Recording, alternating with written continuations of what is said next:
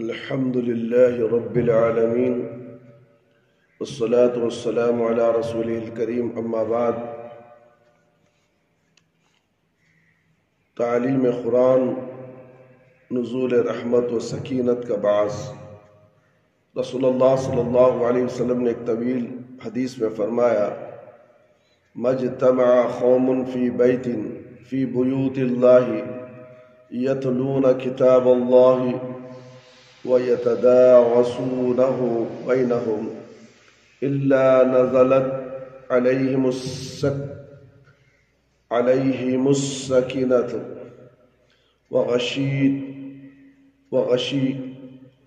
وَغَشِيَتْهُمُ الرَّحْمَةُ وَحَفَّتْهُمُ الْمَلَائِكَةُ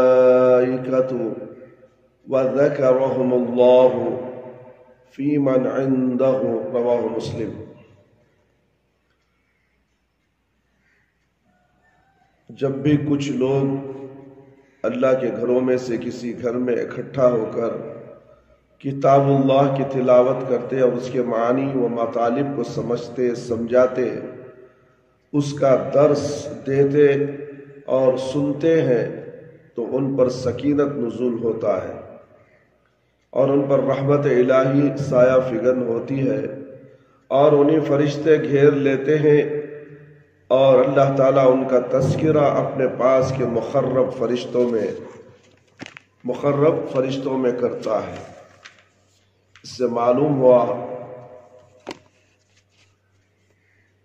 معلوم ہوتا ہے کہ کتاب اللہ کی تلاوت اور اس کے درس و تدریس کا عمل بڑا ہی بابرکت اور عظیم المرتبت عمل ہے، تبھی تو ایسی مجلسوں میں فرشتے شرکت فرماتے ہیں اور اس عمل میں مشغول لوگوں پر اللہ کی رحمت اور سکینت کا نزول ہوتا ہے اور ان کے اس نیک عمل کا تذکرہ اللہ تعالیٰ اپنے مقرب فرشتوں کے درمیان کرتے ہیں۔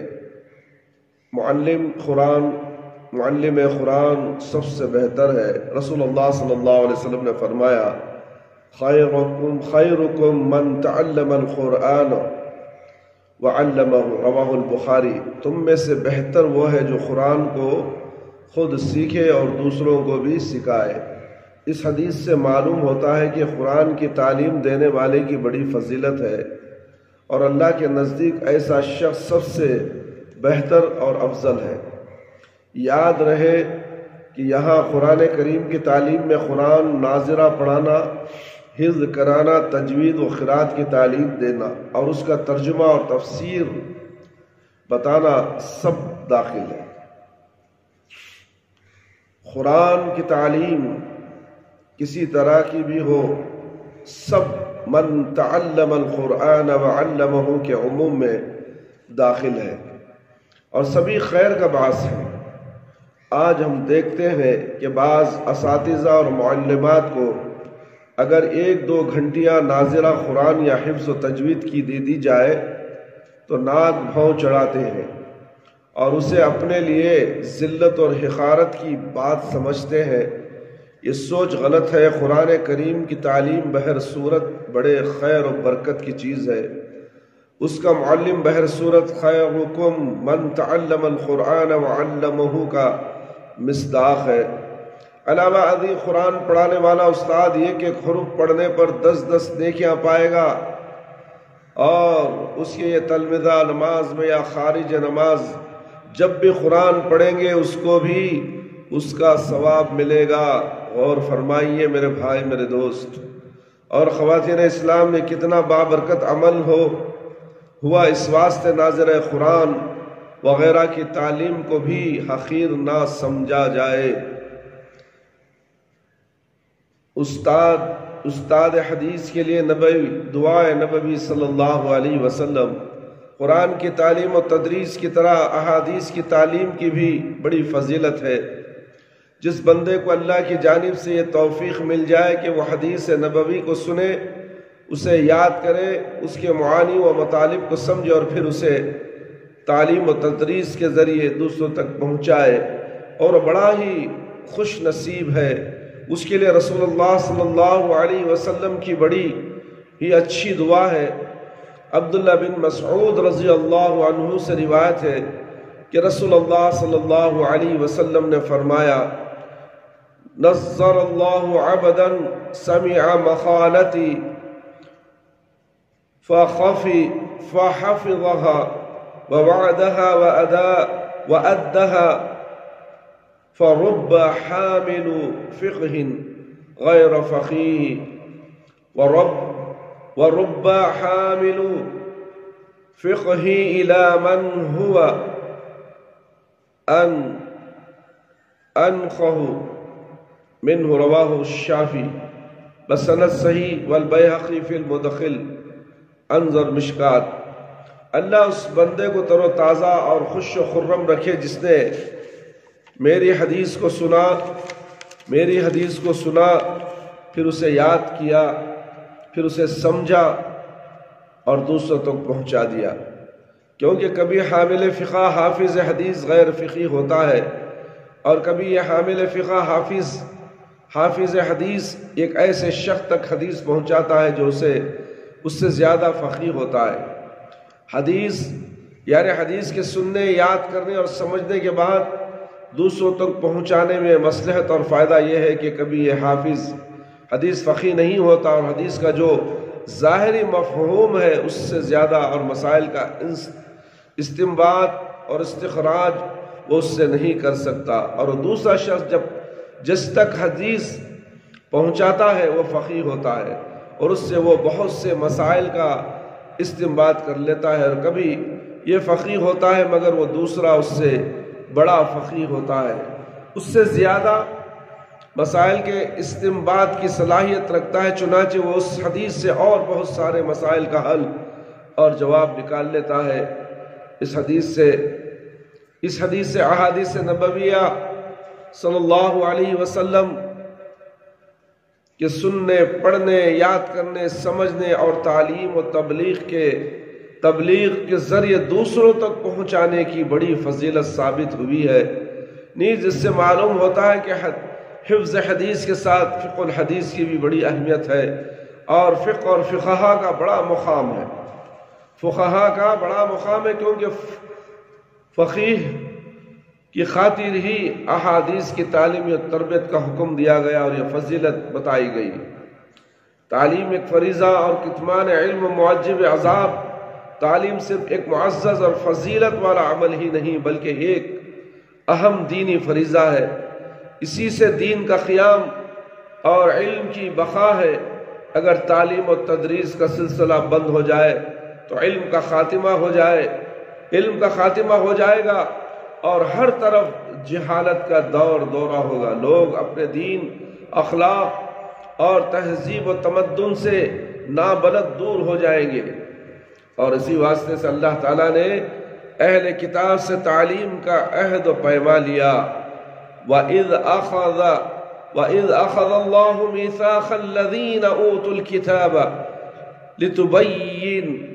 لِتُبَيِّنُنَّهُ لِلنَّاسِ وَلَا تَكْتُمُونَهُ۔ سورہ ال-عمران آیت نمبر 180 پر 7۔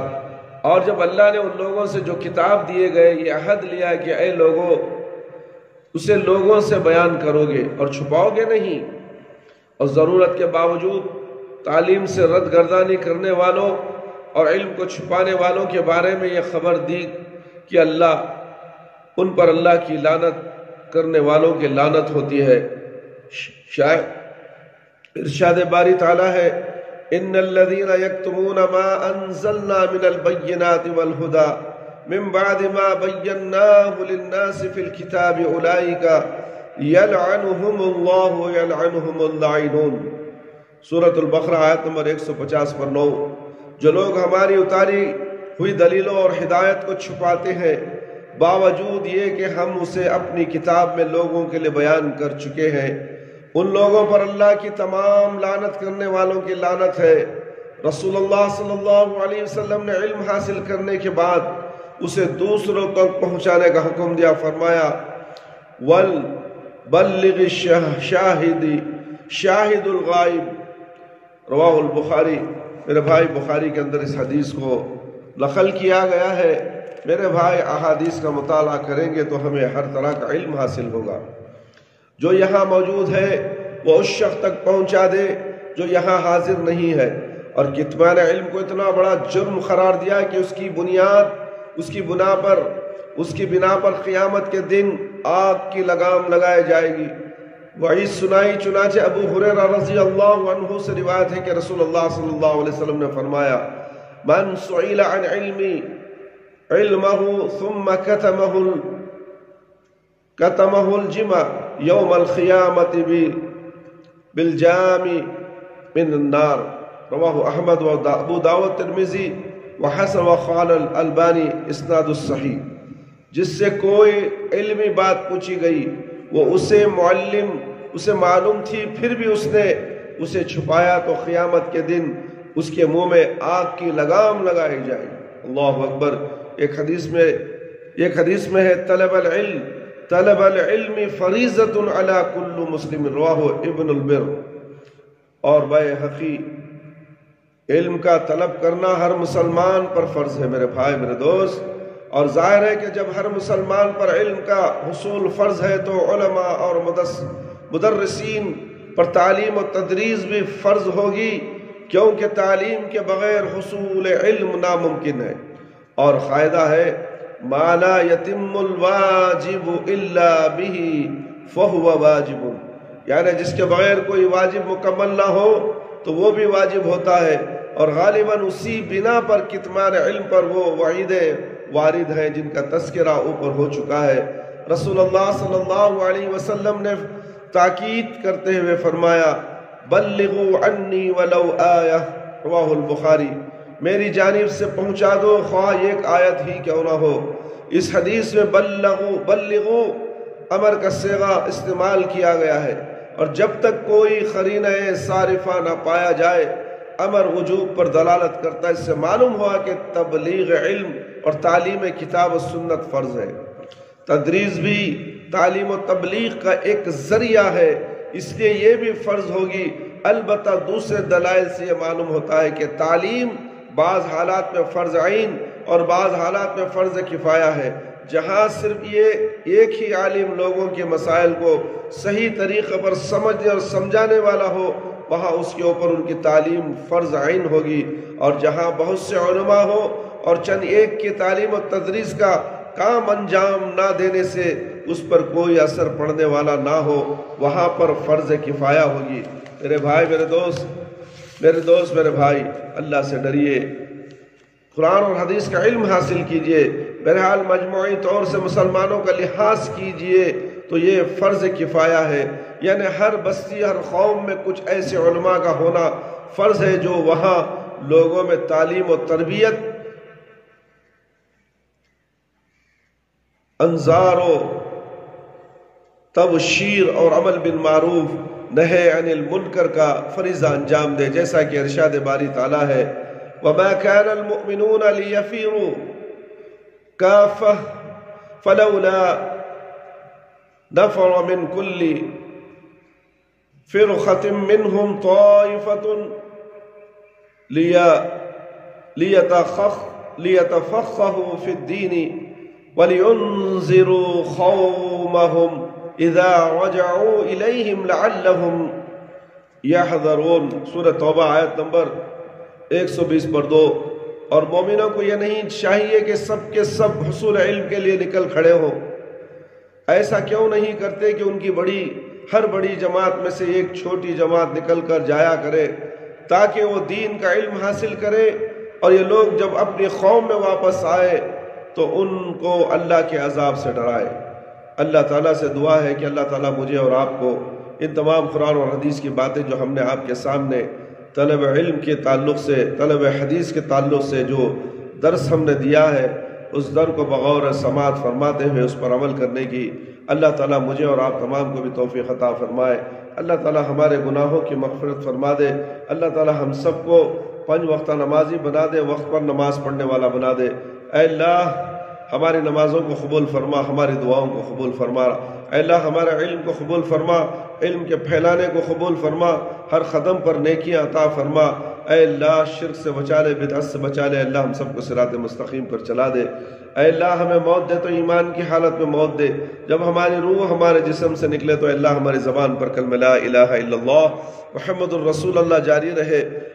ربنا آتنا في الدنيا حسنة وفي الآخرة حسنة وقنا عذاب النار ربنا ظلمنا أنفسنا وإن لم تغفر لنا وترحمنا لنكونن من الخاسرين ربنا هب لنا من أزواجنا وذرياتنا وقرة أعين واجعلنا للمتقين إماما رب هب لي من الصالحين اللهم إني أعوذ بك من البرص والجنون والجذام ومن سيء الأقسام اللهم أذهب حرها وبردها ومرضها اللهم عافني في بدني اللهم عافني في سمعي اللهم عافني في بصري لا إله إلا أنت لا إله إلا أنت سبحانك إني كنت من الظالمين حسبنا الله ونعم الوكيل اللهم اكفينهم ما شئت